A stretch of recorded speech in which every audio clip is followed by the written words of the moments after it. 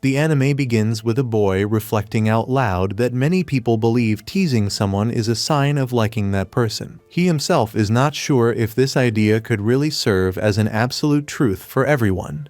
But for him, he considers that an obvious lie. In his thoughts, he believes that, if logical, the right thing would be to treat someone with affection and respect. Despite this, he admits that he has a strange preference. He feels more attracted to girls with strong personalities who do not make things easy at all. Reasoning about it, he thinks that, in a battle of love, acting strategically is essential, and so he concludes that making unnecessary provocations would never be intelligent. When he arrives at his house, a very loud noise surprises him. When he opens the door to his room, he finds his friend, who had turned the speaker to maximum and was enjoying listening to Eminem. Annoyed, he immediately goes to the device and turns it off without a second thought. The girl protests, saying that she did not want to stop singing, but he replies that he is the one in his own room. Therefore, she has no right to complain. Still intrigued, he asks what the real reason is for her being there. Embarrassed, the girl begins to blush and counters with another provocation.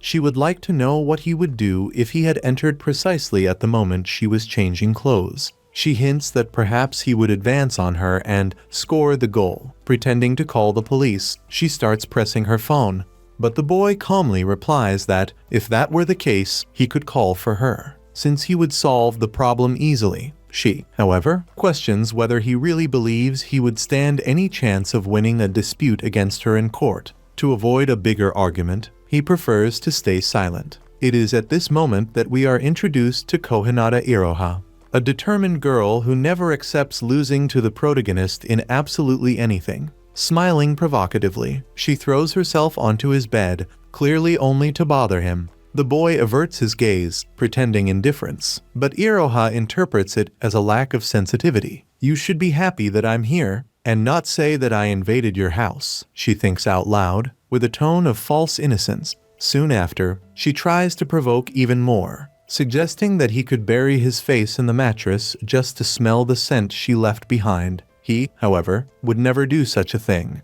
and to eliminate that absurd idea once and for all, he grabs a bottle and squirts water on her. Outraged, Iroha claims that this is pure cruelty. The boy, however, shows no regret and answers that, if she wants, she can simply leave, which would even be better. The girl then firmly reminds him that she is his sister. He immediately replies that this is not true. She insists, explaining that she is the sister of his best friend and therefore should be considered his younger sister as well. To him, however, that logic makes no sense at all and sounds only like a forced attempt to create a bond. Suddenly, Akiteru's phone rings. He asks Iroha to leave the room so he can answer, but she refuses, promising only to stay quiet and not interfere. On the other side of the line appears his uncle, owner of the great entertainment company Honey Place Works, also known as Honeyplay. The man goes straight to the point, asking about the job request Akiteru had made. He remembers that the boy wanted to enter without going through tests, which is a bold request and very difficult to fulfill. However, because he is his nephew,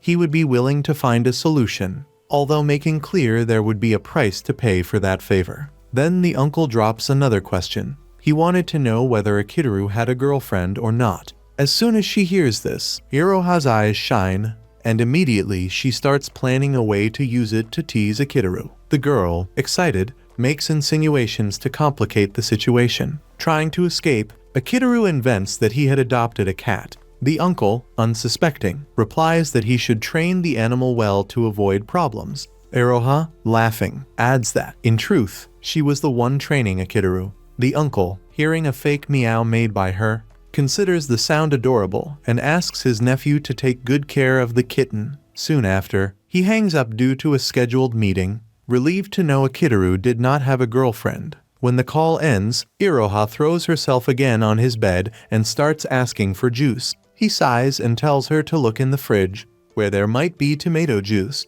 Excited, she runs to the kitchen and ends up happy to find some, drinking everything that was in stock. The next day, at school, Akiteru thinks to himself that life is short and that every second needs to be used in the most efficient way possible. His goal is to achieve a stable future. no matter the cost. During class, he drops an eraser, startling a classmate who had hardly heard his voice until then. Soon after, we meet Kohinata Azuma, his best and irreplaceable friend, someone he decided to keep by his side for life. To lighten the mood, Azuma offers a candy to Akiteru, who accepts without resisting. Azuma asks him not to feel embarrassed, reminding him that there were many people around. Then, he comments that he knew how busy Akiteru was and that it was already a victory to get some time for friends. He then asks if his sister had gone to his house the night before. Akiteru confirms. Azuma smiles and hints that Iroha might like him,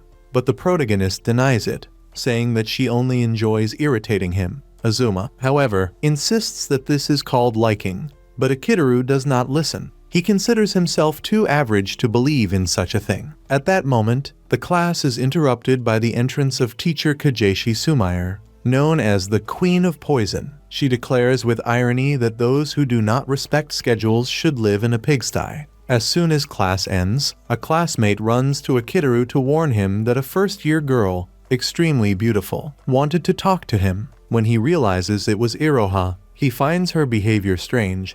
She did not have the noisy and clumsy way she usually did, but rather an impeccable posture. Akiteru understands that, inside school, she creates a perfect character so that everyone admires her. While preparing to leave with Azuma, Iroha asks him not to do so, revealing the wish to go home only with him. Akiteru, cautious, asks her not to play with his heart if she is not sincere. To everyone's surprise, Iroha announces in front of the whole class that they were already dating. The room reacts in shock, murmuring that the couple must have done crazy things the previous night. Azuma, not understanding anything, tries to ask what was going on. Iroha reaffirms that the two are together, but Akiteru, desperate, denies it and runs away, leaving his belongings behind. Later, when meeting her in a secluded place, she states that she heard the call from the previous day and that she had decided to date him. She believes, however, that this may be harmful,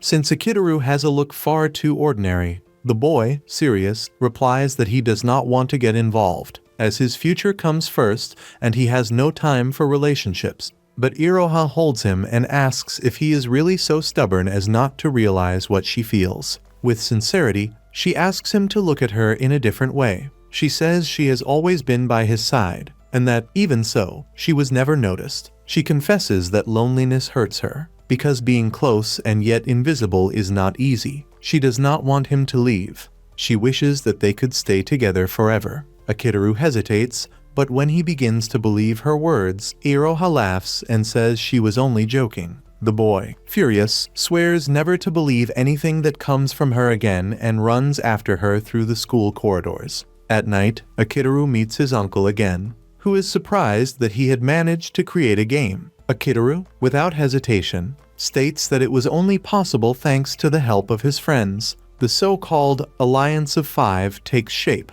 The programmer Oz, the illustrator Murasaki Shikabu, the scriptwriter Makigai Namako, the group of voice actors known as Mysterious Travelers X, and finally, the producer and director Akiteru. With sincerity, Akiteru admits that nothing would have happened without the help of his friends. His uncle agrees, recalling that, in only 1 week, the game had already gained enormous fame. The project is sold as the work of an enigmatic group of creators who appeared suddenly, and it has already surpassed the mark of 1 million downloads only through word-of-mouth promotion. Even with such success, Akiteru insists that there is still much to achieve, since his uncle's company's games easily surpass 10 million downloads. The man advises him not to compare himself with such a renowned company, explaining that the investment there is gigantic. The achievement of Akiteru and his friends is even more remarkable, since they reached all of that without a great advertising campaign and with a reduced team. He himself admits that he would never have achieved anything similar when he was still a student. The game, in fact, lives up to the popularity it is receiving. Akiteru, curious, asks what demands his uncle would place as conditions. Suddenly, a waitress appears at the place, and Akiteru's uncle becomes enchanted with the delicacy of her fingers, asking bluntly if she had any commitment after work. With an embarrassed smile, she rejects him and runs away. The man, without losing composure, advises Akiteru to observe that young woman well, guaranteeing that if he insisted 2 more times, he would certainly win her heart. Feeling the need to recover, Akiteru decides to go to the bathroom. To his surprise, upon entering a shared restroom, he finds a girl in an embarrassing situation. She, overcome with shame, reacts with a punch so strong that the noise echoes to the studio, where Iroha hears it and immediately realizes. With no one else left to tease, Iroha decides to leave. The scene returns to Akiteru. His uncle introduces the mysterious girl and asks if he does not remember the games from when they were children. Little by little, the memory returns, and he recognizes her. It was Mashiro, his uncle's daughter, in other words, his blood cousin. Akiteru recalls that she always studied in an elite school and questions the reason for her being there. The uncle explains that, within the conditions imposed, he wants Akiteru to be Mashiro's fake boyfriend until she finishes school. Mashiro, surprised, looks at her father and asks if he is serious. She says out loud that she would never accept such a thing, not even under torture. The man only replies that he wishes she would stop being so spoiled. He had already accepted, with some displeasure, her request to leave the renowned girls' academy to attend a co-ed school. So he expected at least that she would cooperate with this. After all, she could not have bodyguards in the school environment. Akiteru intervenes, asking the reason for Mashiro wanting to change schools so suddenly. The girl, embarrassed, asks him not to touch on that subject. But he insists. If something so serious had happened that it practically made her abandon high school, it must be important. Upon hearing this, Mashiro falls silent. Akiteru then makes an unexpected decision. He accepts his uncle's proposal. The cousin, blushing, looks at him with a mixture of surprise and admiration. Even ashamed, he extends his hand to seal the agreement, explaining that it is only something fake. Mashiro, however, refuses the gesture, saying she does not wish to be touched by someone who enters the bathroom without knocking. Before they leave, Akiteru's uncle warns them, they are only sham lovers. If Akiteru dares to cross that line, he himself will not answer for the consequences.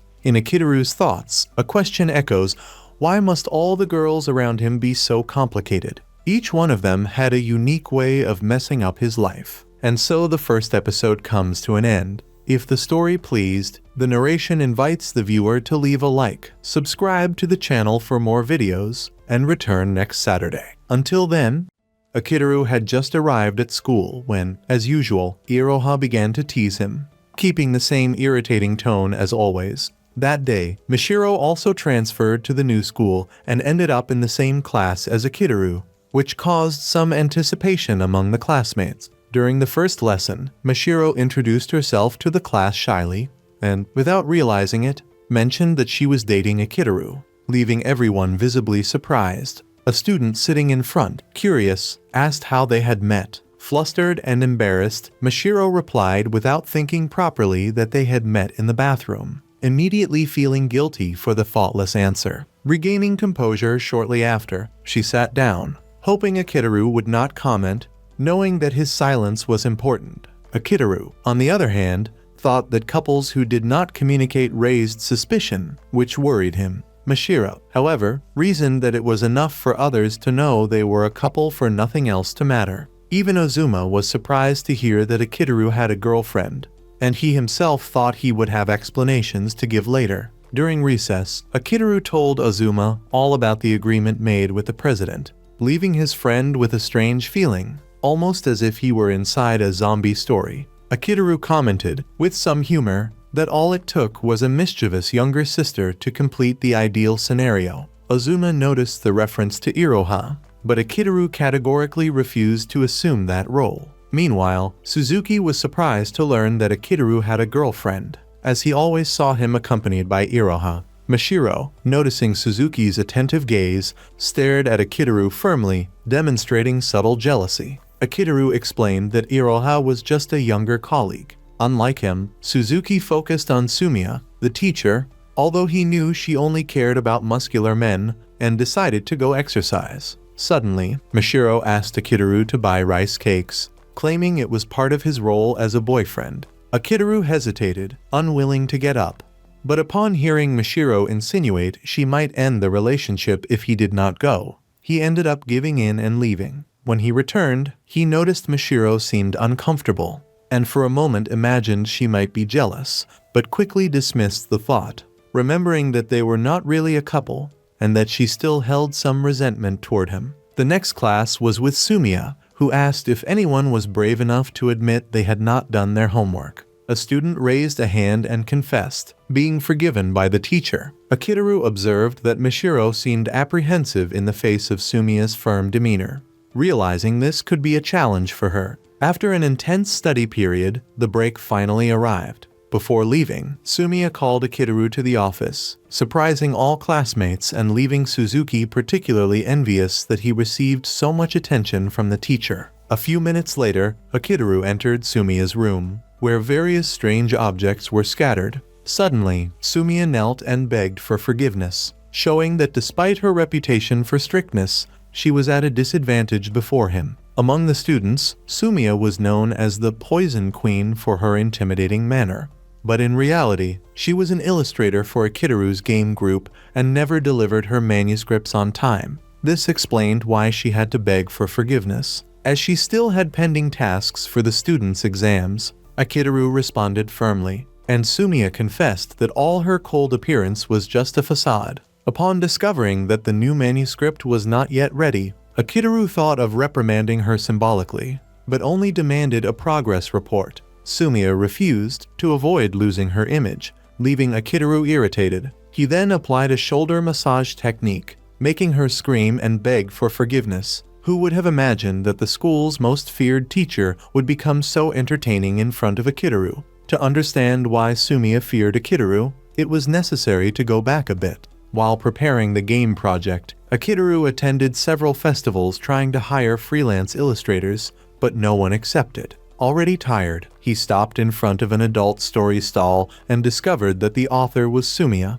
To avoid compromising her image as a strict teacher, she agreed to join the group. Since then, Akiteru obtained the manuscripts whenever needed, even if she became furious with him. Before returning to class, Akiteru warned that if Sumiya did not submit her work next time, he would tell everyone about her pseudonym. Sumiya, busy with exams, only sighed. Akiteru planned to rest before thinking about work, but she kept provoking him, which made him reduce the deadline by half. Shortly before returning to class, Sumiya asked about Mashiro. As she was also in the group, Akiteru explained the entire agreement with the president. Sumiya apologized for seeing him suffer, but he replied that it was the best solution for the group. She mentioned that the school had informed her about Mashiro and that it seemed she had suffered bullying to the point of leaving the school. No one knew the girl's secret, only that her classmates had distanced themselves. Sumiya asked Akiteru to take care of her, and he confirmed he had intended to do so from the start. Sumiya tried to gain more time with compliments to Akiteru, but he noticed and ended the conversation. After school, Akiteru invited Mashiro to go home together, but she immediately refused. Then she remembered they were pretending to be a couple, and worried about others' opinions. Azuma suggested Akiteru try to get closer to her, but it was difficult, since Mashiro had shown antipathy from the start. Akiteru was about to leave when Iroha appeared and began to tease him. As always, hugging him, the unexpected touch on his back embarrassed him. She leaned close to Akiteru's ear, whispering provocations that increased his shame. He knew it was just the usual prank, but wondered how someone her age could think of such things. What worried him most, however, was that he and Mashiro were pretending to be dating in front of everyone, while Iroha kept coming closer and closer, leaving him extremely embarrassed. After all, Yuha was the younger sister of Akiteru's best friend, and therefore he really did not want to hurt her.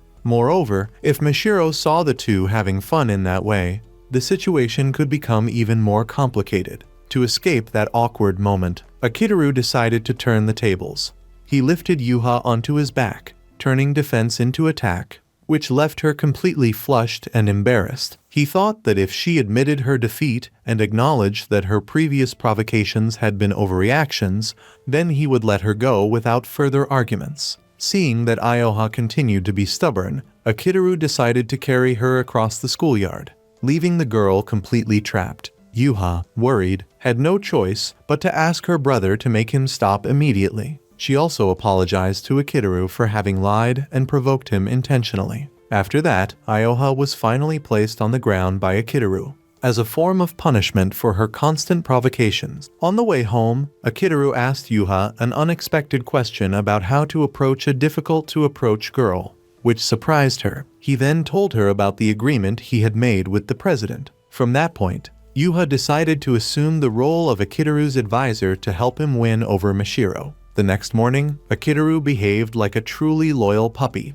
attending to Mashiro and everything, which made her extremely irritated. Mashiro commented that his actions did not seem any different from those of a clown, provoking even more of her anger. Akiteru Kaizoha, feeling unjustly treated from the start, became deeply irritated by the remark. While Mashiro continued to scold him, Iroha suddenly appeared to tease them both.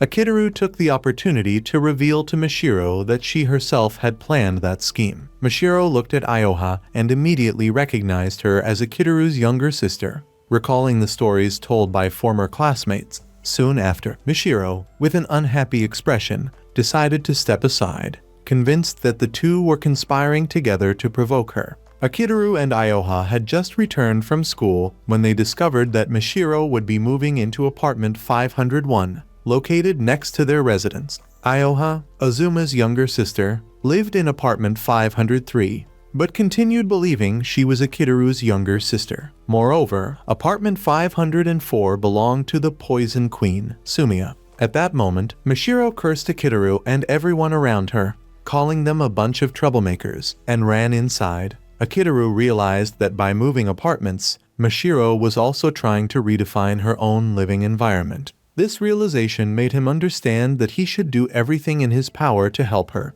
no matter how difficult the situation. In the late afternoon, the game development team, led by Akiteru, decided to have a small party in his room. The idea was to welcome the new neighbor, Mashiro, who had just moved into the building. Iroha feared she would refuse the invitation, but Akiteru already had everything planned and needed everyone's help. A few hours earlier, the party had another purpose too, to celebrate the new character and the game's story update. The group had barely sat down when Sumiya had already drunk some barley smoothies, enough for her breath to reveal the alcohol. Iroha, curiously, was calmer than usual, which made Akiteru somewhat uncomfortable. She explained she was only there because she had been invited, as she wasn't an official member of the team. Akiteru found it strange to see her so quiet, since he was used to being teased by her. While they talked, Akiteru reflected on the update's success and concluded that much of the credit belonged to Azuma. When it came to programming, he knew no one at school could surpass the boy. Even so, Azuma insisted that the true credit belonged to Akiteru for inspiring him from the beginning. The only notable absence was Makagai Namako, who was busy sending her manuscript. She was a famous author, with over 3 million copies sold, and also the main writer of the game. Akiteru had never met her personally, but from the gentle tone of her writing, he felt she was someone approachable and kind. Meanwhile, Sumiya was already completely drunk and began grumbling that the boys were talking badly about her. Akiteru only noticed the confusion when he realized she had drunk all the sachu beer and was now babbling nonsense. Since they all lived on the 5th floor, Akiteru's room naturally served as the group's headquarters. A few days ago, a noisy new neighbor had moved into room 501, and Akiteru decided he would hold a welcome party for her the following Friday. The next morning, he rang Mashiro's doorbell to invite her, but was met with irritation. He decided to try again the next day. This time, Mashiro turned off the doorbell, but Akiteru didn't give up. He left several letters in the mailbox titled, "I want to talk to Mashiro," which only annoyed her even more. Then he blocked the staircase entrance, trying to intercept her, but failed again. Later, Akiteru and Iroha went to the supermarket to buy supplies for the party. During shopping, she stopped at a tasting booth and offered him a cheese sausage. When he refused, Iroha gave him a pitiful look, pretending to be a rejected girlfriend, which made him give in. However, she turned her face and stopped feeding him, slightly irritating him. Even so, she ended up giving him food at the end, as she always did. After a few more teases, they went back to shopping. Noticing Akiteru's expression, Iroha guessed he still hadn't managed to invite Mashiro. She found it strange, since he was usually persistent. She advised him to try the same way he did when convincing Sumiya and his younger brother to join the development team. Iroha knew Akiteru hated to see talented people waste their potential. He was someone who united dreams and reality, the true essence of a producer. During the conversation, Iroha slipped, but Akiteru managed to catch her in time, leaving her embarrassed. That moment and her words rekindled his determination. He needed to make Mashiro accept the invitation. Meanwhile, Mashiro thought exactly the opposite. She was determined never to go to that party, no matter what Akiteru said. The next day, before he could even approach, she left the classroom. But Akiteru had already predicted this reaction and set up a plan with his friends to talk to her. When he followed her to the shoe locker, Mashiro refused the invitation before he even said a word. Akiteru didn't want to insist on the party. He just wanted to walk her home. But before he finished speaking, she ran off, and he chased after her, irritated and determined. After some time, he caught up with her, and Mashiro finally explained why she avoided the group. She said she didn't want to bother anyone by pretending to be his girlfriend. She thought Akiteru's group was too close and fun for her to fit in. She had transferred schools to start over, but after a week, had only talked to him. Akiteru thought that even if she hated him, that was fine as long as she was happy. Then Mashiro slipped in a puddle, taking Akiteru with her. She tried to get up quickly but fell again, and he caught her in an embrace, preventing another fall. When she calmed down, they talked sincerely, wearing their uniforms. Akiteru commented that they looked like a couple, making her laugh. Mashiro confessed she didn't hate him as he thought, and was just afraid of not fitting in, of being a background character among his friends. Akiteru replied there was nothing wrong with that. She also admitted she had heard from her father that Akiteru was the leader of a talented developer group and earned well with games, which made her imagine he was the class star. However, Akiteru explained he reinvested everything into the project and hid that success at school so he wouldn't grow complacent with praise. He wanted to grow through effort, not others' approval. His words left Mashiro moved and confused, and she still hesitated about going to the party. Even so, Akiteru insisted she should go. His friends were kind and would welcome her with open arms. When they returned home, they noticed Mashiro's door was open. Akiteru went in first to check for an intruder, but suddenly, 3 of his friends appeared, shouting, "Welcome." Mashiro was confused that wasn't her room, but Akiteru's. To prepare the surprise, Sumiya had covered the door of apartment 501 with a painting, turning his room into a replica. The sudden appearance of everyone left her speechless, but Akiteru tried to calm her. He said he just wanted her to feel part of the group, even if only as the fake girlfriend. Despite the confusion, Mashiro ended up getting closer to the others and gradually fitting in. At the end of the night, Iroha thanked Akiteru for helping hide Yuha's true identity, who was actually the voice actress of their game. And so, amid misunderstandings, laughter, and unexpected reunions, the party that began with a refused invitation ended up bringing the group even closer together.